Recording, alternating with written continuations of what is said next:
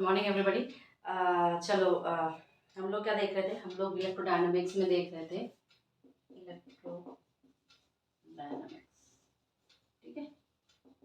Today ये जो हमारा नेक्स्ट सेशन सारे होंगे वो ऐसे के होंगे। नाउ, अब तक हम लोगों ने आप लोगों ने ये वर्ड काफ़ी फैमिलियर होगा, इलेक्ट्रोस्टैटिक, और दूसरा है मैग्नेटोस्टैटिक, राइट। बाकी आप लोग मैग्नेटिज्म, ये मैग्नेटिज्म वर्ड ज़्यादा सुनते हैं। What I'm saying for electrostatic, electrostatic का मतलब होता है स्टैटिक चार्जेस। स्टैटिक चार्जेस मतलब क्या? Charges are not in motion, ठीक है। मोशन यानी कि I am not saying that कि टाइम वेरिएशन हो रहा है यहाँ। इसका मतलब अगर मैं किसी ई को रिप्रेजेंट करूँ तो सिंपली मैं इससे रिप्रेजेंट कर सकती हूँ। सिमिलरली अगर मैं किसी एच को रिप्रेजेंट करूँ तो सिंपली मैं ऐसे रिप्रेजेंट कर सकती हूँ, राइट। ये दोनों का फायदा है। अब तक जो हम लोग रीड किए थे, अभी तक हम लोग ने जितने डेरिवेशंस किए थे, ये सारे इसी के थे। इसका मतलब क्या है? That they are not varying with respect to time, right. They are not varying, और ये दोनों आपस में इंडिपेंडेंट नहीं है, या sorry, they are not dependent on each other. आपस में एक दूसरे पर डिपेंड नहीं करते। They both are what? Independent, ठीक है। लेकिन लेकिन जैसे ही हम टाइम वेरिंग की बात कर रहे हैं, टाइम वेरिंग की यानी कि हम किसकी बात कर रहे हैं कि कोई भी चीज होगी, इन दोनों अभी तो कोई भी चीज का मतलब क्या है कि हमारा इलेक्ट्रिक और मैग्नेटिक, तो ये दोनों अगर हम टाइम वेरिंग की बात कर रहे हैं तो हमेशा याद रखना they are interdependent. Interdependent interdependent यानी कि अगर कोई आपके पास ई फील्ड रहा तो नेसेसरीली वहां पर टाइम वेरिंग मैग्नेटिक फील्ड होगा ही होगा, और अगर कोई मैग्नेटिक फील्ड रहा तो टाइम वेरिंग कोई इलेक्ट्रिक फील्ड होगा ही होगा। That is they are interdependent, ठीक है। तो हम इस ई को कैसे रिप्रेजेंट करेंगे? हम एक्स वाई जेड और एक टाइम का डायमेंशन होगा, और उसी तरह एच को हम कैसे डिफाइन करेंगे? एक्स वाई जेड और साथ में एक टी होगा, right. So this is the basic difference. तो जब हम इसको डिपेंड करते हैं तभी हमारा क्या आ जाता है? डायनामिक्स वर्ड आ जाता है, ठीक है। डायनामिक्स वर्ड आ जाता है, clear. So now from now on, अब इसमें क्या क्या आएगा? सबसे पहले जब भी हम इसको आपका शुरुआत करेंगे तो फैराडेज लॉ, या फिर हम लोग मैक्सवेल्स, इन दोनों से ही हम लोग, जो मैक्सवेल्स के इक्वेशंस हैं एक्चुअली, इन दोनों से ही हम लोग क्या करते हैं? शुरुआत करते हैं, क्लियर है? ओके। देन अगर कोई पूछे कि एक्चुअल रियल लाइफ में मोर वैल्यूएबल कौन सी चीज है, तो याद रखना रियल लाइफ में टाइम वेरिंग का ज्यादा महत्व होता है, ज्यादा वैल्यूएबल है, rather than योर इलेक्ट्रोस्टैट और मैग्नेटोस्टैट, ठीक है। ये टाइम जो वेरिंग कंसेप्ट है आपका, इसके ऊपर ये ज्यादा वैल्यूबल है, क्योंकि आजकल तो हम लोग सब कुछ इलेक्ट्रोमैग्नेटिक वेव्स में ही देख रहे हैं। सो एक्चुअली मेरा जो ये अभी जो हम लोग, आप लोग अभी जो नेक्स्ट जितने भी क्लासेस होंगे इलेक्ट्रोडायनामिक्स में, वो एक्चुअली हम लोग पढ़ेंगे क्या? EMW यानी कि electromagnetic waves, electromagnetic waves. Okay, let's start. So now next, अच्छा ये मुझे बताओ कि व्हाई मैक्सवेल्स खुद इतने सारे इक्वेशंस, 4 बेसिक इक्वेशन दिए। अब मैंने बहुत बार क्लासेस में बोला है कि चाहे जितने भी बैचेस आए हैं, हमने हमेशा यही कहा है कि जो आपके ये 4 मैक्सवेल्स के इक्वेशन है, हम इसको कहीं भी पहुंचा सकते हैं, डिराइव कर सकते हैं। They are very very strong tools, right. तो कैसे ये जो एम्पियर सर्किचुअल लॉ है, ये कैसे मैक्सवेल्स का पूरा गलत मतलब सही वाला जो एक्चुअल है वो नहीं ला पाया? Actual in the sense what I am trying to say, modified form जो हम लोग यूज करते हैं, एक्चुअल जो जो जो रियल इक्वेशन जो यूज करते हैं, वो मैक्सवेल्स क्यों नहीं ला पाया? प्लीज मेक्स मी कमेंट, जो यूट्यूब फ्रेंड्स है, और आप लोग मुझे आंसर दो इसका। अच्छा, सी देखो, बात क्या है कि जब मैक्सवेल्स ने ये सर्किचुअल लॉ डिफाइन किया था, सर्किचुअल लॉ यानी कि आपका करंट वाला, ठीक है। सो दैट टाइम क्या हुआ कि दैट टाइम आपके हाई फ्रीक्वेंसी रेडिएशंस बोलो या हाई फ्रीक्वेंसी वेव्स उस वक्त नहीं थे, नहीं थे इन द सेंस उनको हम लोग एक्सपेरिमेंटली रिजल्ट नहीं डिराइव कर सकते थे, राइट। तो ये जो मेन का जो डिस्प्लेसमेंट, इसमें मेन तो वो डिस्प्लेसमेंट करंट का ही है, करंट डेंसिटी का ही है। सो दैट टाइम हम उसके मेजरमेंट नहीं ला सकते थे। सो उसने थोड़ा सा उसमें मिस्टेक किया था, बट हर्ट्स ने जब डिराइव किया इसको, हर्ट ने मॉडिफाइड किया, ऑब्वियस सी बात है। तो उस वक्त क्या था, रेडियो वेव्स का एक्सपेरिमेंटल प्रूफ रिजल्ट सारे इजीली ऑब्टेन कर सकते थे हम लोग, दैट्स व्हाई उसको मॉडिफाई किया गया। क्लियर है इतना ना? चलो आगे बढ़ो। सी, अगर मैं आपको ये कहूँ कि इलेक्ट्रोस्टैटिक्स जो होते हैं, इलेक्ट्रोस्टैटिक फील्ड, ठीक है। अब इलेक्ट्रोस्टैटिक फील्ड देखो, मैं बेसिक से क्लियर करते हुए जा रही हूँ, डायरेक्ट आपको क्वेश्चन सॉल्व करा दूँ तो ऐसे नहीं चलता है, राइट। सो अगर मैं ये कहूँ कि हाउ दे आर प्रोड्यूस, ये कैसे प्रोड्यूस्ड होते हैं, तो what you will say me, what you will say me, they are actually produced by static electric charges, right, static electric charges. Whereas अगर मैं मैग्नेटोस्टैटिक फील्ड की बात करूं, मैग्नेटोस्टैटिक फील्ड की बात करूं, तो ये कैसे प्रोड्यूस होंगे, ये कैसे प्रोड्यूस होंगे, टेल मी, प्रोड्यूस होंगे बताओ, कैसे प्रोड्यूस होंगे?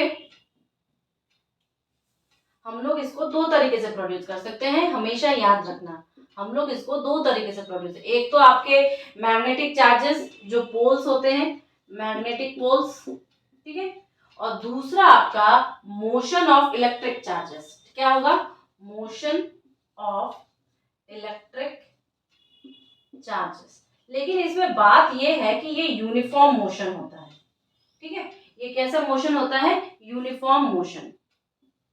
जब यूनिफॉर्म मोशन होगा तो मुझे ये बताओ कि जो करंट होगा वो क्या होगा, डीसी करंट होगा, डीसी करंट होगा कि नहीं, डीसी करंट, क्लियर है?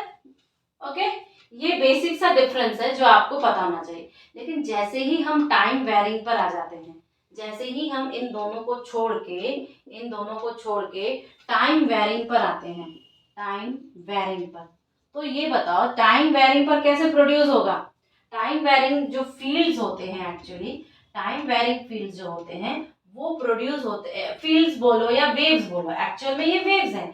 तो ये क्या होते हैं, टाइम वेरिंग वेव्स जो होते हैं, आपके जो टाइम वेरिंग फील्ड्स जो होंगे वो कैसे होंगे, एक्सेलरेटेड चार्ज से होंगे, कैसे होंगे, एक्सेलरेटेड चार्ज से होंगे, जो कि टाइम के साथ वेरी करता है, ठीक है। ये कैसे प्रोड्यूस होंगे, ये कैसे प्रोड्यूस होंगे, ये प्रोड्यूस होंगे एक्सेलरेटेड चार्ज, एक्सेलरेटेड चार्ज जो कि टाइम वेरिंग करंट्स होते हैं, ठीक है। Is it clear to everybody कि ये जो आपके टाइम वेरिंग फील्ड्स होंगे या आपके वेव्स बोल दो, वो कैसे प्रोड्यूस होंगे, वो होंगे एक्सेलरेटेड चार्जेस से जो कि टाइम वेरिंग करंट्स हैं, ठीक है। तो इलेक्ट्रिसिटी चार्ज तो टाइम वेरिंग करंट्स, तो हम कैसे, आप अक्सर देख सकते हो कि या तो कोई साइनसोइडल वेव हो जाए टाइम वेरिंग, या तो कोई ट्रायंगुलर वेव हो जाए टाइम वेरिंग, या तो कोई स्क्वायर वेव जो पल्सेस के फॉर्म में डिजिटल फॉर्म के वेव्स हो जाए। तो ये क्या हो गया, डिजिटल फॉर्म हो गया, डिजिटल फॉर्म हो गया जो आजकल हम लोग डायरेक्ट रूप से यूज कर रहे हैं। Is this clear to you all और नॉट, टेल मी। या तो एक्सेलरेटेड चार्ज से या तो टाइम वेरिंग करंट से, टाइम वेरिंग करंट मतलब इन चीजों के वेव से। तो हम लोगों ने एक बेसिक सा डिफरेंस जाना कि आपका इलेक्ट्रोस्टैटिक फील्ड कैसे प्रोड्यूस होता है, मैग्नेटोस्टैटिक फील्ड कैसे प्रोड्यूस होता है, टाइम वेरिंग फील्ड कैसे प्रोड्यूस होता है। अब हम नेक्स्ट क्या करेंगे बताओ, अब हम नेक्स्ट क्या करेंगे, tell me anybody, please tell me. ये किस तरह का है, ये वाला अगर कोई पूछे आपके इलेक्ट्रॉनिक्स में, कोई टीचर अगर आपसे पूछ ले तो आप कैसे जवाब दोगे इसका, ये कैसा टाइप का है, ये एक पल्सेटिंग है, पल्सेटिंग है, 0 और 1 का हो गया, 0 और 1 का जो कि हमारे डिजिटल में यूज होता है। आप लोग जब कम्युनिकेशन पढ़ोगे, आई थिंक एमएससी में पढ़ाया जाता है आप लोगों को, ये अगर आपने स्पेशलाइजेशन लिया अगर आपने स्पेशलाइजेशन लिया इलेक्ट्रॉनिक्स में तो आपको ये एक पेपर आएगा पूरा कम्युनिकेशन का, और उस कम्युनिकेशन पेपर में आपको सारी चीज़ें इससे रिलेटेड पढ़ाई जाती है। Is it clear? आगे बढ़े, आगे बढ़े। नाउ सी, अगर मैं इन चीज़ों का समरी लिखूं, अब तक जो हम लोगों ने रीड किया, जो प्रोड्यूस वगैरह किया, उन चीज़ का अगर समरी लिखूं तो आपको क्या मिलेगा कि जो स्टेशनरी चार्जेस होते हैं, स्टेशनरी चार्जेस वो क्या रिजल्ट करेंगे, इलेक्ट्रोस्टैटिक फील्ड का, इलेक्ट्रोस्टैटिक फील्ड, ठीक है। लेकिन अगर हम स्टीडी करंट की बात कर रहे हैं, स्टीडी करंट की बात कर रहे हैं, तो ये क्या प्रोड्यूस करेंगे, इसका मतलब क्या हो जाएगा, magnetostatic field, magnetostatic field.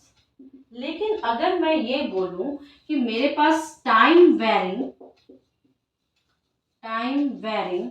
Fields है या टाइम वेरिंग करंट्स है, तो what I will say that we are producing electromagnetic waves, electromagnetic waves, clear? या हम कह सकते हैं मैं fields, electromagnetic fields. Is this clear to you all? ठीक है। अब अगर मैं इन सब चीज़ों को पढ़ना है तो हमने क्या बोला, हमें पढ़ना पड़ेगा क्या क्या, फैराडेज लॉ पढ़ना पड़ेगा जो कि इलेक्ट्रोमैग्नेटिक इंडक्शन वाला है, हमें मैक्सवेल्स इक्वेशंस पढ़ने पड़ेंगे, और क्या पढ़ना पड़ेगा, हमें कुछ एक एक्सपेरिमेंट्स पढ़ने पड़ेंगे, सो डिस्प्लेसमेंट करंट पढ़ना पड़ेगा, ठीक है, तभी हम आगे बढ़ पाएंगे। यानी कि हम लोग को फैराडेज लॉ, हम शुरू करेंगे फैराडेज लॉ से, फिर हम लोग पहुंचेंगे डिस्प्लेसमेंट करंट, फिर मैं आपको बताऊंगी क्या, तीसरा नंबर पर मैक्सवेल्स इक्वेशन। इन जब सारी चीजें हम लोग डिस्कस कर लेंगे, पूरे वेल यूज कैसे करते हैं वो देख लेंगे, फिर मैं आपको ईएमडब्ल्यू शुरू करूंगी फाइनली, क्लियर? Let's start. अब देखो, फर्स्ट ऑफ ऑल अगर मैं ये बात करूं आपसे कि आपका जो स्टीडी करंट जो है वो मैग्नेटिक फील्ड प्रोड्यूस कर रहा है, ठीक है, स्टीडी करंट जो है वो मैग्नेटिक फील्ड प्रोड्यूस कर रहा है, तो टाइम वेरिंग मैग्नेटिक फील्ड क्या प्रोड्यूस करेगा, व्हाट आई एम सेइंग कि स्टीडी करंट आपका प्रोड्यूस कर रहा है मैग्नेटिक फील्ड, राइट? तो टाइम वेरिंग आपका इलेक्ट्रिक फील्ड, या आप बोल दो कि यहाँ पर हमारा क्या था, time varying magnetic field, actually मुझे यहाँ पे बोलना था, सॉरी, मैग्नेटिक फील्ड, यहाँ पे हमारा मैग्नेटिक फील्ड था, मैग्नेटिक फील्ड क्या प्रोड्यूस करेगा टेल मी, हाँ, इलेक्ट्रिक करंट प्रोड्यूस करेगा, आंसर तो खुद ही बता दिया, इलेक्ट्रिक करंट प्रोड्यूस करेगा, ठीक है। लेकिन इन सब चीज़ों को प्रूव कैसे करूँ, बताओ। तीन चीज़ों से हम इन सब चीज़ों का गोलमाल कर सकते हैं। पहली बात वाला जो है ये हम तीन चीज़ों से कर सकते हैं, ऑयस्टेड वाला एक्सपेरिमेंट, ठीक है, बायो-सावर्ट्स लॉ, और आपका एम्पियर-सर्किचुअल लॉ, क्लियर? इन तीनों चीज़ों से हम इसका जो पूरा का पूरा खेल है हम लोग इसको डिफाइन करेंगे। ये तो हमारा कंक्लूजन हो गया। Is this clear to everybody और नॉट? टेल मी, यहाँ तक किसको दिक्कत है ये मुझे बताओ, किसी को कोई क्वेश्चन है तो वो भी बताओ, किसी को कोई प्रॉब्लम है तो भी ये भी बताओ, नहीं है ना? आगे बढ़े। देखो, अब अगर हम first of all Faraday's law से स्टार्ट करते हैं, टेल मी फैराडेज लॉ क्या होता है, tell me everybody that what did you mean by Faraday's law. अच्छा, एक बात बताओ, क्या स्टैटिक मैग्नेटिक फील्ड हमें करंट प्रोड्यूस कर सकता है? स्टैटिक मैग्नेटिक फील्ड क्या करंट प्रोड्यूस कर सकता है? What I am asking that, first start किससे करेंगे, आपके फैराडेज लॉ से, क्लियर? तो मुझे ये बताओ कि फैराडेज लॉ का अगर मैं सर्किट ड्रॉ करना चाहूँ तो क्या होगा? अच्छा, उसके पहले एक क्वेश्चन ये है कि स्टैटिक मैग्नेटिक फील्ड क्या प्रोड्यूस करेगा कोई इलेक्ट्रिक करंट और नॉट? Tell me. नो, ये कभी भी प्रोड्यूस नहीं कर सकता क्या, करंट फ्लो को, ठीक है। करंट फ्लो को प्रोड्यूस करने के लिए हमें टाइम वैरिंग फील्ड्स की जरूरत पड़ेगी। करंट फ्लो को प्रोड्यूस करने के लिए हमें टाइम वैरिंग फील्ड की जरूरत पड़ेगी। और इसी को एक्चुअली हम लोग ईएमएफ कहते हैं या इलेक्ट्रोमोटिव वोल्टेज कहते हैं। एक्चुअल में जो प्रोड्यूस हो रहा है उसी को हम क्या कहेंगे आपका जो प्रोड्यूस हो रहा है उसको ही हम लोग क्या कहते हैं, इंड्यूस वोल्टेज, और यू कैन से ईएमएफ, और you can say electromotive force, ठीक है। उसी को हम क्या कहेंगे, इलेक्ट्रोमोटिव फोर्स। तो इस हिसाब से हम क्या कह सकते हैं, हम कह सकते हैं कि ये सारी चीजें कब वर्क करेंगे, टाइम वेरिंग फील्ड जो है ये आपका कहाँ पे वर्क करेगा, टाइम वेरिंग। अब इलेक्ट्रोमैग्नेटिक फोर्स होगा तो ये क्या करेगा, रिजल्ट करेगा किसमें, रिजल्ट करेगा आपके करंट फ्लो में, ठीक है, रिजल्ट करेगा आपके करंट फ्लो में। लेकिन सर्किट आपकी क्लोज सर्किट होगी। तो इसका कंक्लूजन, ओवरऑल कंक्लूजन हम क्या निकाल सकते हैं, फैराडेज लॉ क्या कह रहा है भाई, अगर आपके पास कोई भी टाइम वेरिंग फील्ड है, ठीक है, या आप बोल सकते हो अगर आप इंड्यूस्ड वोल्टेज, ठीक है, इंड्यूस वोल्टेज प्रोड्यूस होगा, जिसी को हम लोग ईएमएफ करें, तो मैं ईएमएफ लिख नहीं रही हूँ, ठीक है, इंड्यूस वोल्टेज प्रोड्यूस होगा, किसमें प्रोड्यूस होगा, ठीक है, जिसको हम लोग वीईएमएफ कहेंगे, प्रोड्यूस होगा इन क्लोज्ड सर्किट में, ठीक है। कैसे क्लोज सर्किट में प्रोड्यूस होगा, जब वहां पर जो उस सर्किट से रिलेटेड जो मैग्नेटिक फ्लक्स होगा, ठीक है, जो मैग्नेटिक फ्लक्स होगा वो उत्पन्न होगा, ठीक है, उससे एक्चुअली में इक्वल होगा। उसने क्या बोला था, उसने ये कहा था कि जो इस सर्किट का जो इक्विवेलेंट होगा, यानी कि अगर मैं आपको सर्किट ड्रॉ करूं, यहाँ पर ये आपका क्लोज सर्किट आई है, ठीक है, यहाँ से करंट जाता है। सो ये सिंपल सा एक सर्किट है, ठीक है। इस सिंपल से सर्किट में आपके पास दो इलेक्ट्रिक फील्ड होंगे, एक ई होगा और एक ई एफ होगा, एक मोटिव फोर्स होगा, एक इलेक्ट्रिक फील्ड के कारण। तो उसने बोला जो इंड्यूस ईएमएफ है जो प्रोड्यूस होगा इस क्लोज सर्किट में, वो क्या होगा, इक्वल होगा।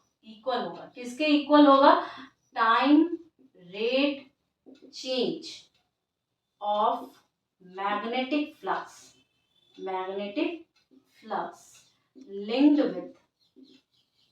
linked with the closed circuit। Clear, मतलब कि ये कहा उसने, एक्चुअल में ये उसका कंक्लूजन था कि अगर किसी भी क्लोज सर्किट में हम क्या कह रहे हैं कि टाइम रेट चेंज करवा रहे हैं, किसका, मैग्नेटिक फ्लक्स का, उस सर्किट से एसोसिएट। क्यों, क्योंकि उसमें तो करंट फ्लो हो रहा है, इलेक्ट्रिक फील्ड फ्लो हो रहा है, तो एक इंड्यूस वोल्टेज जनरेट होगा, ठीक है, एक इंड्यूस वोल्टेज जनरेट होगा। और इस इंड्यूस वोल्टेज की डायरेक्शन कौन कहेगा, कौन सा लॉ कहता है, Lenz law. I remember when I was in class 12 the external asked me what did you understand by Lenz law, okay, so I just recall it, जो nothing more important.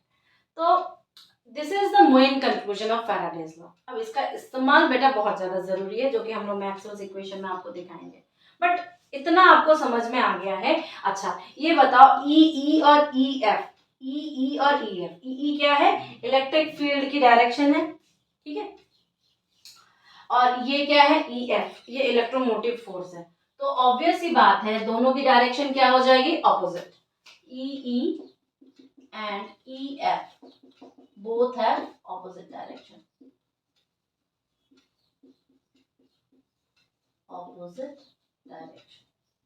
Clear, I think it is clear. देखो लिखना तो इसमें कुछ नहीं था इस पूरे, but don't worry, I will give you notes proper, ठीक है, नोट्स मिल जाएगा। अब कुछ रनिंग है, अगर आपको लिखना है तो वो आप लिख सकते हो, if you have the capability to understand and write both. Clear है? इतना क्लियर है? आगे बढ़े। गाने में ये कहा जाता था कि जो टैलेंटेड बच्चा दिखा, oh my god he is talented, ये बहुत ऊंचा जाएगा। Nowadays sorry, this is not valid. ठीक है, ये टोटली नाउ-अ-डेज इनवैलिड हो गया। आपको अगर उस लेवल पे पहुंचना है जिस लेवल पे आप खुद जाना चाहते हो, तो आपको 3 चीजें चाहिए। डेडिकेशन, ठीक है, hard work, these 3 things you really want, dedication, hard work और एफर्ट। ये 3 चीजें आपको रियल में जरूरी है अगर आप उस लेवल पे पहुंचना चाहते हो, the dream you have seen. Okay, क्योंकि nowadays talent is no more an essential part. सिर्फ अलोन, आप बोल सकते हो अलोन टैलेंट होने से नहीं होगा। सिर्फ टैलेंटेड बच्चा है, no, you can't reach, sorry, nowadays it is not valid. You have to reach the level you want. आपको डेडिकेशन देना पड़ेगा, आपको बहुत ज़्यादा हार्ड वर्क करना पड़ेगा, आपको अपना सारा का सारा एफर्ट लगाना पड़ेगा, then only you can reach. Okay, so keep in mind, no more talented alone can achieve their goals, these 3 when mix with that talent. Okay, अगर टैलेंट नहीं है आप ये तीनों कर सकते हो, टाइम लगेगा लेकिन रीच जरूर कर जाओगे। This is the final. इसी इलेक्ट्रोस्टैटिक फील्ड को न्यूमेरिकल अगर एक स्टेटमेंट लिखो, एक्सप्रेशन में लिखूं, एक्सप्रेशन में लिखूं किसको, फैराडेज लॉ को, फैराडेज लॉ को। ठीक है, तो मेरा अगर मैंने सोचो यहाँ पे कोई बैटरी लगा दी, सॉरी, तो बैटरी लगाने के बाद मैंने ये लगाया, ये लगाया और ये लगाया। ठीक है, यहाँ पे 2 पॉइंट्स रखे, ठीक है, जहाँ पे हमें पोटेंशियल डिफरेंस कैलकुलेट करना है। P and N, this one is your battery. Okay, this one is your battery. अब मेरे पास 2 डायरेक्शन है बेटा, एक डायरेक्शन इसकी होगी जो ई की होगी, मैंने आपको बोला था, और एक डायरेक्शन ई एफ की होगी। ई एफ क्या है, ये आपका इलेक्ट्रोमोटिव फील्ड है। ठीक है, इलेक्ट्रोमोटिव फील्ड है, और ये वाला ई क्या है आपका, इलेक्ट्रोस्टैटिक फील्ड है, इलेक्ट्रोस्टैटिक फील्ड है। ठीक है, तो ये आपका ऐसे घूम रहा है, ये आपका ऐसे घूम रहा है, तो ये आपका ई हो रहा है। तो अगर मैं इसको एक्सप्रेशन में लिखूं तो वी ई एफ क्या हो जाएगा, ई एम एफ, या आप लिख सकते हो साई बाई डी टी। ये क्या आपका इलेक्ट्रिक फ्लक्स है, इलेक्ट्रिक फ्लक्स है, राइट, और ये आपका नंबर ऑफ टर्न्स है, नंबर ऑफ टर्न्स है, किसमें है, सर्किट में, क्लोज सर्किट में। क्लियर है, क्लोज सर्किट में। नेगेटिव साइंस क्या बोल रहा है भाई, लेंज लॉ को बोल रहा है, लेंज लॉ, कि जो ईएमएफ प्रोड्यूस होगा वो क्या होगा, ऑपोजिट डायरेक्शन होगा, ऑपोजिट डायरेक्शन होगा। किसके ऑपोजिट डायरेक्शन होगा, इज दिस क्लियर। ये आपका टोटल एक एक्सप्रेशन है, किसके लिए एक्सप्रेशन है ये आपका, किसके लिए एक्सप्रेशन है ये आपका, फैराडेज लॉ के लिए। क्लियर है, इतना मुझे लगता है क्लियर है। नेक्स्ट आ जाओ डिस्प्लेसमेंट पर। डिस्प्लेसमेंट क्या कहेगा, देखो रफली अभी आपको इसमें बताते हो कि डिस्प्लेसमेंट, अगर मैंने आपको पे क्या करोगे, आप यहाँ पे एक नोट लिखोगे, कैसा नोट लिखोगे, लेंज लॉ का, लेंज लॉ कि एक्चुअल हम इसमें कंक्लूजन क्या डालते हैं। ये एक्चुअली एम्फेसाइज करता है कि जो डायरेक्शन होगी करंट फ्लो की, the direction of current flow, ठीक है, जो डायरेक्शन होगी करंट फ्लो की, किसमें, इन द क्लोज सर्किट में, क्या होगी बताओ, इस तरह होगी, इज सच दैट, जो कि induced magnetic field, such that कि इंड्यूस्ड मैग्नेटिक फील्ड प्रोड्यूस हो रहा है, किससे प्रोड्यूस हो रहा है आपका, इंड्यूस्ड करंट से प्रोड्यूस हो रहा है, तो हम लिखेंगे by the induced current, induced current. ठीक है, इंड्यूस करंट से होगा, तो ये क्या करेगा, विल अपोज करेगा, किसको अपोज करेगा, द ओरिजिनल मैग्नेटिक फील्ड।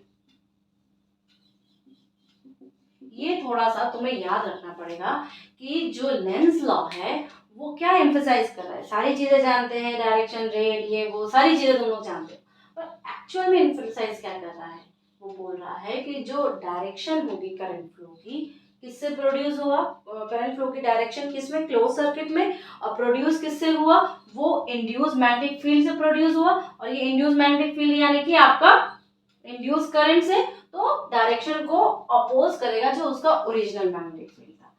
तो अगर मैं बोलूं इलेक्ट्रिक फील्ड्स की बात है यहाँ पर, तो इलेक्ट्रिक फील्ड्स कैसे होगा, या तो इलेक्ट्रिक चार्जेस से होगा डायरेक्टली, या तो इनडायरेक्टली किससे होगा, मैग्नेटिक फील्ड से होगा। तो हम दो तरीके से इलेक्ट्रिक फील्ड को ला सकते हैं, ठीक है।